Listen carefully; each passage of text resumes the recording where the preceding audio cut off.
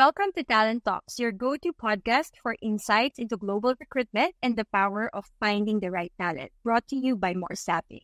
Whether you're an entrepreneur, an HR leader, or just keen on personal and professional growth, we're here to share valuable insights and stories. I'm Lara, your host for today. Today, we are joined by two recruiters from More Staffing, whose focus is hiring supply chain experts for our DTC clients and for our sister brand, Move Supply Chain, which offers fractional support to DTC brands. We are going to ask them the secrets, best practices, challenges that they encounter when hiring supply chain experts in the new product development. We want you to have a peek on our secret on how we are able to find top talents in the supply chain expertise focused on NPD. NPD is very important for DTC brands to help with growth. The more products you can launch quickly, the faster you can penetrate the market, sell, and grow. That's why this position is very critical to the growth of any DTC brand. So I'd like to introduce Kitty Parco, working with More Staffing for 5 months as our recruitment specialist manager, and Rayos, working for 11 months and our recruitment specialist who's focusing on hiring supply chain talents. Welcome, Zo and Kitty. Without further ado, my first question is just asking you a bit about your background and your role in hiring supply chain talents for new product development.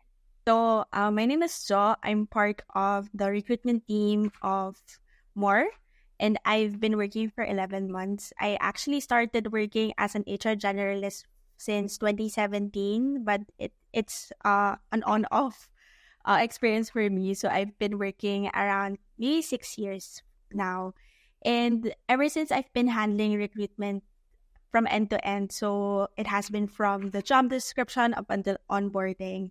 And right now, I'm focusing on supply chain roles, such as supply chain managers, inventory planners, and I've been handling new product development roles as well, which has been a huge, there has been a huge number of on new product development roles that has been acquired in our company. So, yeah, I've been very involved in the recruitment and selection process.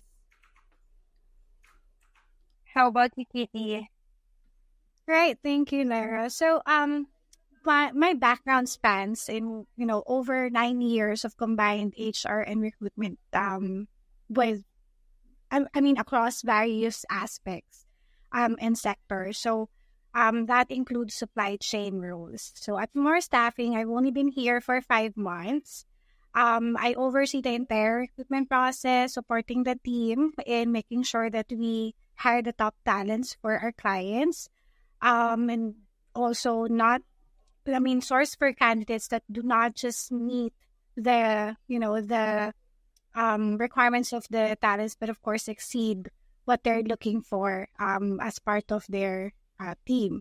Now, I specifically review interview calls of all recruiters to make sure that we do quality checks and also to pinpoint exactly what the qualifications are when we're looking to hire for supply chain roles. So that pretty much sums up my role as in the entire hiring supply chain for all those talents.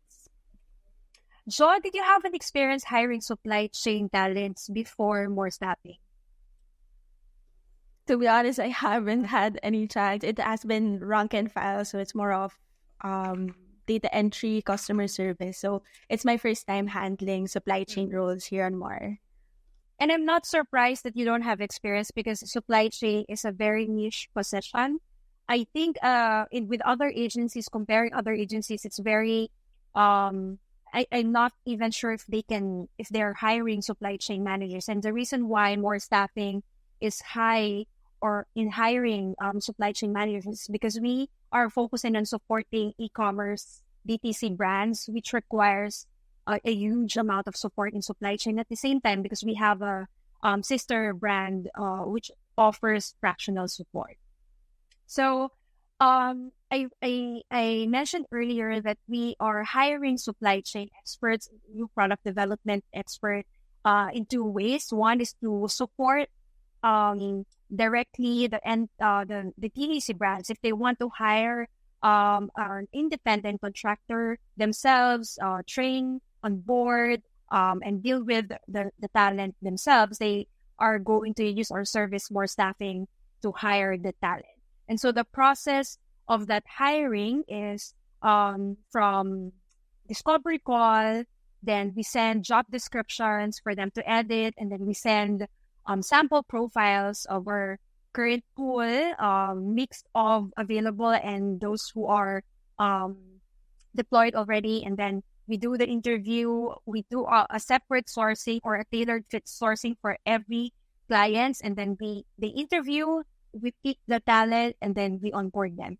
While for the fractional support for Move Supply Chain, you are directly hiring talents to join the fractional agency. And so the CEO of Move Supply Chain, Liza, is going to form a group for every DTC brands that they will on board as a client. So that's just the two ways that we're hiring supply chain managers and supply chain experts in new product development. For my next question, what specific skills and qualifications do you look for when hiring supply chain talents for new product development? Jo, you can answer. There's actually a lot, Ms. Lara. So one thing is their technical skills, because in supply chain, there's a lot of different softwares available. And most of the time it's SAP, also Oracle, and a lot of different technical or softwares that is available. So one of the things that we make sure is that they have this experience in different kinds of softwares. And another thing, especially for new product development, is their experience, since new product development, based on my experience, can make or break a company, because most of the time the company is basing it from the product that they are launching. So as a new product development lead, it's your responsibility to look for new ideas end to end. So from ideation up until the manufacturing of that product. So the experience is something that is very, very important in those kinds of roles,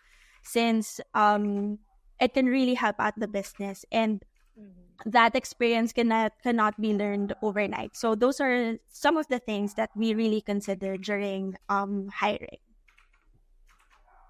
And Kini, how important are technical skills versus soft skills in this field? Well, I think that's a very interesting question, Both sides are crucial, so you need that technical expertise to handle all the nitty-gritty details of supply chain operations. Like, at the same time, of course, soft skills like communication, adaptability, and problem-solving skills are key for navigating complex projects and also collaborating effectively with diverse teams. So probably, for instance, when you're dealing with suppliers from China, technical skills in logistics and procurement are essential. Understanding supply chain management principles basically helps in optimizing inventory levels and ensuring timely deliveries. On the other hand, soft skills like clear communication across cultural and language differences, adaptability to varying business practices, and skills in problem solving are very critical. So these are probably the things that I would say are the importance of technical skills and soft skills. So I would say it's equally important for these roles. I would like to piggyback on what you've said about problem solvers, because supply chain is never ending challenges and problems. That's why if you're weak in solving problems and issues, then you'll really get stressed under supply chain. And coming from an experience working in supply chain industry after graduation more than 15 years ago, it really taught me to be more resilient in terms of um, understanding the type of challenges and problems that's coming along the way. So it's more of like when problems arise, any part in logistics, procurement, your vendor suddenly wants to increase costs, your shipments are delayed, your inventory is out of stock. All of those challenges requires a lot of patience and understanding what's the root cause, and so how can you solve it. It's more of like making sure that you're always future thinking about the solution and not dealing or dwelling on the problems and challenges. So I can say that I totally agree with that problem solving soft skills. And at the same time, the coordination, communication that you've mentioned, Kitty, we are acting as the middleman of our clients and our vendors. And so our clients is usually in the US, UK, Europe, Australia. And so the burden that or the challenge that they're experiencing when dealing with international vendors is the late night WeChat, late night WhatsApp, or emails with their vendors, because they have to make sure that they can communicate during the day. And so when we take over any positions or any new product development supply chain positions with a client, we are now coordinating with the vendor, and then we are overlapping with the hours of our clients to make sure that everything, all information is transferring very smoothly in that aspect. So definitely something that we are very cautious on when hiring NPD is the problem solving skills and communication. Now, going to technical skills, and we'll jump in this question because it's related. We have assessment methods on this. And Joy, if you can share any the details of our assessment methods that you use to evaluate candidates' suitability for these roles. Actually, it's a huge help, especially for our organization, that most of our core members are supply chain experts. So whenever there are roles that opens up in terms of supply chain, the assessment can ready be available anytime. So what's good about the assessments that we have is that we have the way of assessing their experience, their technical experience, and also their soft skills.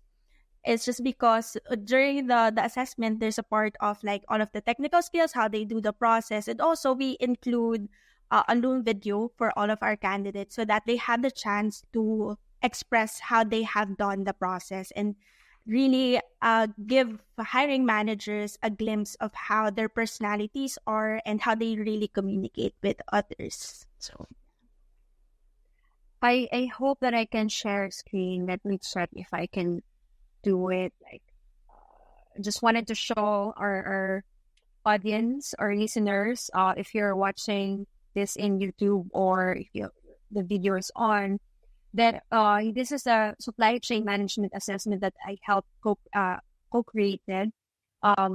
If this is a supply chain manager that we're hiring, it's end to end. So from sourcing, if you can see in this part, sourcing, and then followed by, under sourcing, we have 3 tasks, and then next is inventory planning and forecasting.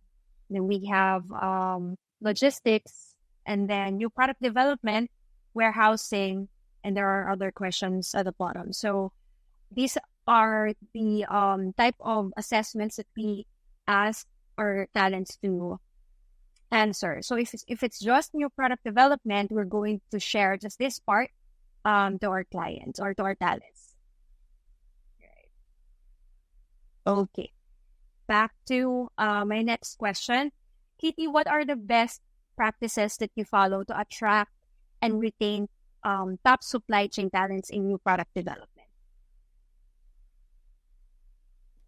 Yeah, that's a good question. I think it goes hand in hand with the culture of the team. I mean, the company itself. So we make it a point that we emphasize or we highlight our partnerships with premium clients. And it's a very controversial thing for those who are, you know, planning or have been in the remote setup or freelance setup for a long time.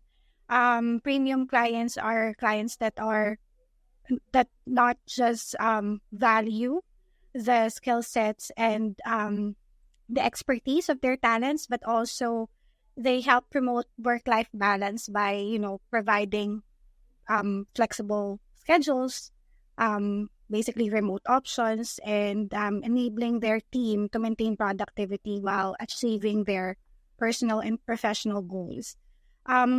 Just like what Joe mentioned earlier, we prioritize substantial professional development opportunities.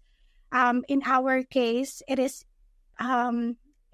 reachable in the sense that we have experts within the team. We're offering avenues for skill enhancement, and they have exposure to cutting edge supply chain technologies and methodologies. One more thing that we emphasize is that we foster long-term engagements, which involves having a supportive and inclusive workplace culture where talents feel that they are valued and motivated and, to contribute over the long term.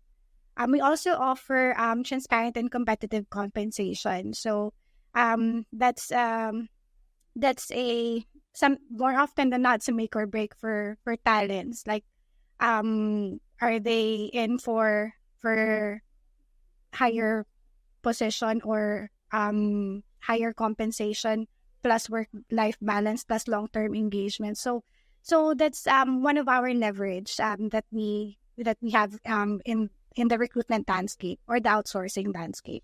Um, Probably one more thing is continuous support and mentorship. So for I guess for talent retention, that's what we offer. We have continuous support through coaching and mentorship program, as well as regular check-ins and feedback sessions. That really helps in terms of attracting new talents and retaining the high caliber talents that we have specifically for supply chain roles. Mhm. And Jo, being the recruitment specialist for these roles, how do you find talents who are not looking for job or posting applications online? Since we are looking for like a very specific group of candidates, we try to hunt the best profiles that we can find. There's a lot of different platforms that we use. We use most of the time LinkedIn. We also have ways of like communicating with like social media applicants. We do posting there. We try to make it very inclusive for all of the talents that we may have. So we have different platforms that we use, such as LinkedIn. We post on all job boards possible for using our Workable, and we make sure that with finding the best talent, we will be able to align the job description with their profile as well. So that's how we usually do it. I want to emphasize what you've mentioned, Jo, about sourcing and headhunting, because this is actually a technique we do in supply chain, which is sourcing talent. So we apply the strategy of sourcing and negotiation in our hiring process, wherein we find talents who are not just looking for a job or posting in job boards, but also even those who are not available. And I remember a lot of times wherein our talents that we're interviewing are not actually available and they're not looking for a job. They're happily working with their clients, but when we negotiate with them, as Katie mentioned earlier, we do have a growth plan for our talents, not just providing a competitive salary. The reason why we can provide competitive salary is because we have a transparent rate between the talent and the client. So the way if we are hiring a supply chain manager at $25 per hour, the client is paying $25 per hour, and the talent is receiving $25 per hour, more staffing doesn't have any cut from that salary. And so there's a transparency as compared to paying an agency. You might be paying an agency for $25 per hour, but the talent is receiving like $12, $15 per hour because there's an agency cut. So that's the way that the reason why we can attract top talent in terms of compensation plan, because they are receiving 100% of the offer from the client. And at the same time, you've mentioned, Kitty, earlier about coaching. Our team is not just supply chain experts, but also team of coaches. We have AC, Ted, Glyza, and Mia, including myself as coaches. And we have Coach Harvey, who's full-time coach for more staffing talents and internal talents of more staffing as well. So in that way, the growth plan, compensation, coaching, training, mentoring programs that we have has been supporting the negotiations that we do with our client, with our talents for them to join the company. Kitty, what are some common challenges you face when hiring new product development roles in supply chain? Right. So, I guess since we've mentioned that sourcing candidates for supply chain roles involve really understanding of the supply chain process as well as the scope of responsibilities, because these are niche roles, right? So I think the one of the challenges is really looking for or sourcing candidates with niche technical skills, and also of course navigating a competitive talent landscape. So basically, let's face it, there's a substantial competition for top talents in this field, because it's rapidly growing, and just like what you've mentioned, it's an ongoing process. There's no end in supply chain. Though I wouldn't say that there's really scarcity in finding these talents or having these kind of top tier talents. We just really need to exert more effort into sourcing and finding them. So that really emphasizes, the importance of having a strategic recruitment approach, plus expanding the platforms that where you're looking for these specialized roles. So I think that's one of the challenges that we encounter. Probably Jo can share more about. Yes, I wanted to ask Jo as well with the challenges that she's facing when hiring product development. Maybe one of the things that Miss Kitty missed out was sometimes a challenge also is if they are not culture fit. Because within the team, we have a supportive culture, a very supportive environment. And most of the time, if during our client interviews, we consider as well like a spark with the client and the candidate. So sometimes if they are lacking that specific personality, or that kind of culture fitting personality is a challenge as well, especially if they are really good at technical terms and all that, and the experiences are really good, and then they just are lacking with when it comes to the personality. It's really a challenge in and how to change that or make amends with that kind of challenge. So yeah, it's a really, really bad one. Well, and also just sorry. Go ahead. Go ahead. Right, but to piggyback on what John mentioned, we've always talked about this, not just for supply chain roles, but for all roles that we're hiring here at More Staffing, that we don't just hire for technical skills, or not just for the qualifications, but we also hire for attitude. So we're not just looking at the technical aspects of the role, but also the behavioral components of the role, and being culture fit. Because at the end of the day, they would have to be collaborating with different team members as well as different departments and stakeholders. So it pays to have that kind of right attitude and culture fit as part of their requirements. So, for your experience hiring supply chain experts, especially in your product development for 11 months, what trends are you seeing for this position in the hiring landscape? I guess we're very lucky to have, like, I think we are the first ones to have, or we piloted like the offer of fractional supply chain. So we're very lucky to be able to provide this kind of service, because I think it's the first time that e-commerce or DTC brands will be able to acquire this kind of service. So there's a lot of things that comes into mind when you say that there's a lot of things that comes into mind, especially that we are starting a new brand. So there's sustainability for supply chain experts that is looking for an opportunity to work remotely, because most of the time here in the Philippines, supply chain can either be on site or can be in the office, and having the possibility of working remotely or in the comfort of your home is something that really is we're lucky to be able to offer to our candidates. So there's flexibility on their end. They can work their passion and be able to still work on the technical sides or the profession that they wanted. So that's some of the trends that I can think of right now. Thank you for sharing, Jo. I think at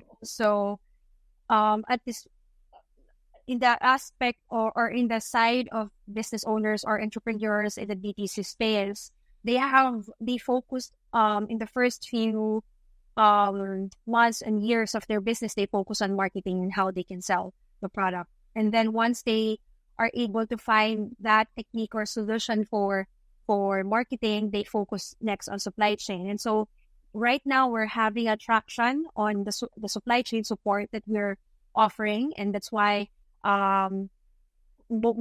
most probably are going to find more talents for the DTC space.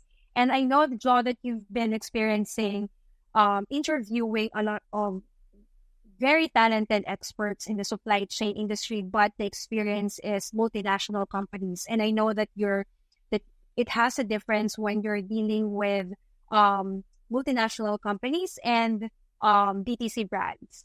And how do you just curious about managing expectations when you know that you're interviewing a talent that has been a boss, a manager, handling 20, 30, 40 members in the supply chain side? How do you manage the expectations that they are applying for a smaller scale type of supply chain?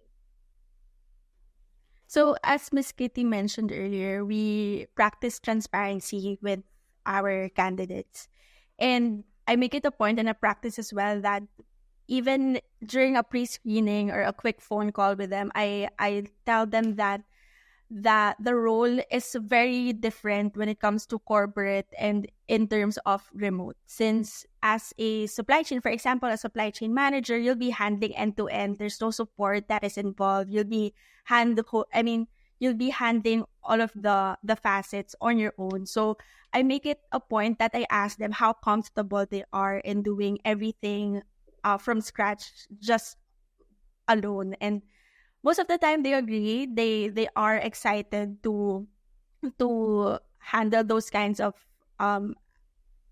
tasks again, because they have been handling, like, overseeing everything, and they want to be they want to dive in again into the war, if I may say, like the war itself, like doing everything from scratch. So most of the time they are excited, and I'll be very transparent that sometimes they are not open to it, but it's fine for as long as that we were able to be transparent and let them know that that is the expectation, that or that is the task that they will handling. Thank you for sharing, Jo. Um, Kitty, as a manager, how do you ensure a positive candidate experience throughout the hiring process? How do you disseminate this culture to your team members? Right. Um, yeah, being in the recruitment landscape for such a long time, I would say that, one of the things that I advocate is making sure that we provide a positive experience, if not stellar experience to our candidates. But it can be subjective, It may vary depending on individual preferences and expectations. But what's important is that you're making sure that you are prioritizing clear communication and timely feedback during the hiring process.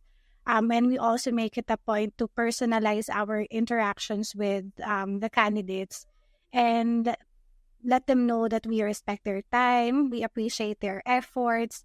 We definitely appreciate that they would like to be part of more staffing, as well as support our clients.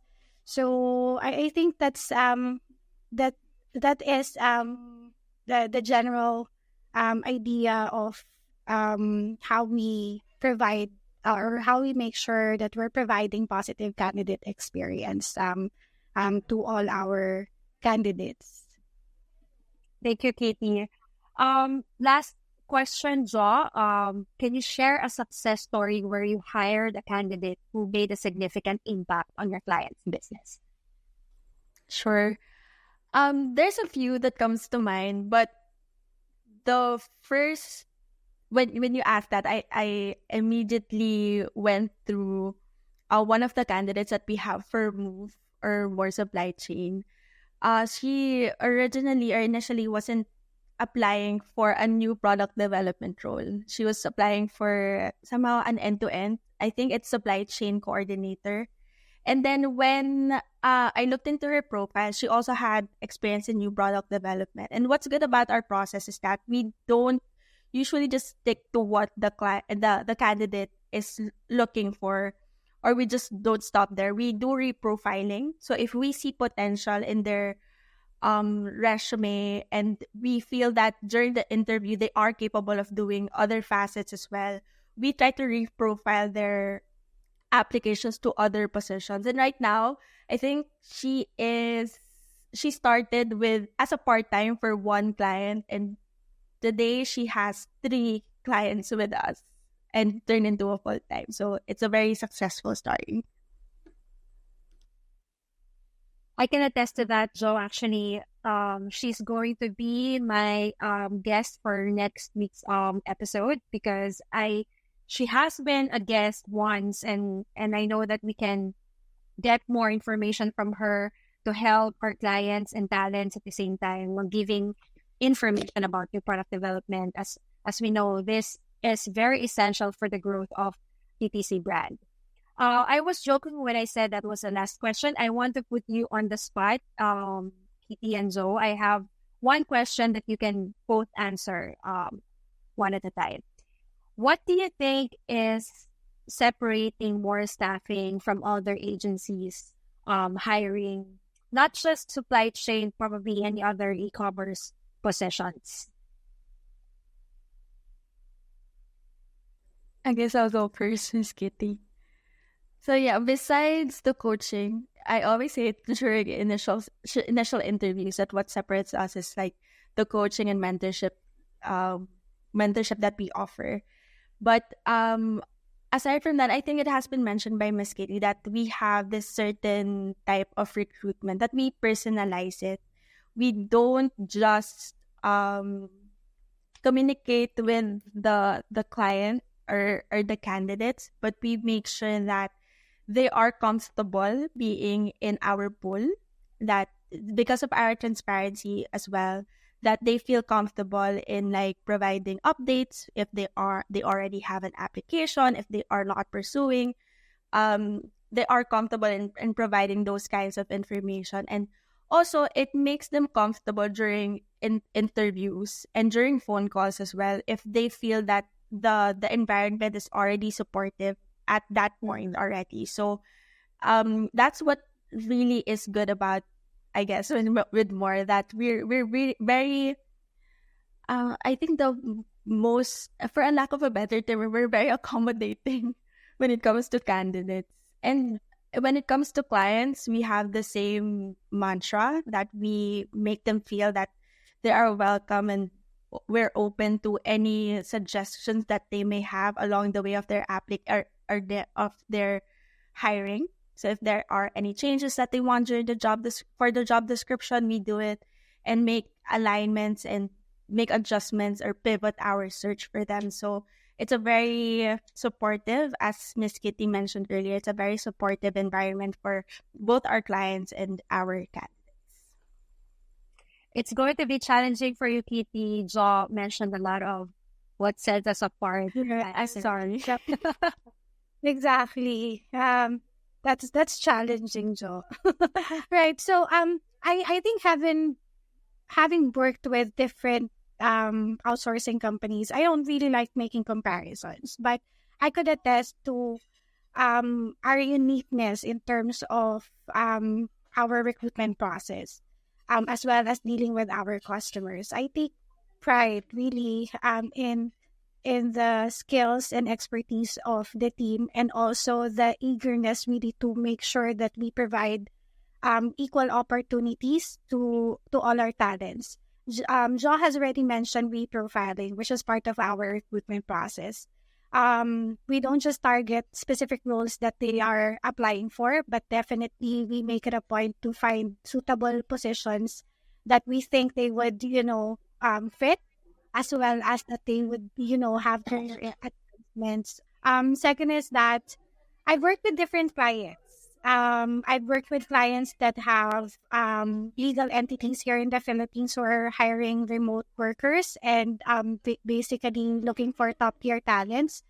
So I would say that, for lack of a better term, this is where I found clients that are very accommodating, as well as they value the talents that they hire from more staffing, as well as they respect our time zone. So they're willing to make adjustments in terms of their schedules. Like, more often than not, they approve overlapping schedules, which I have not really experienced in the past.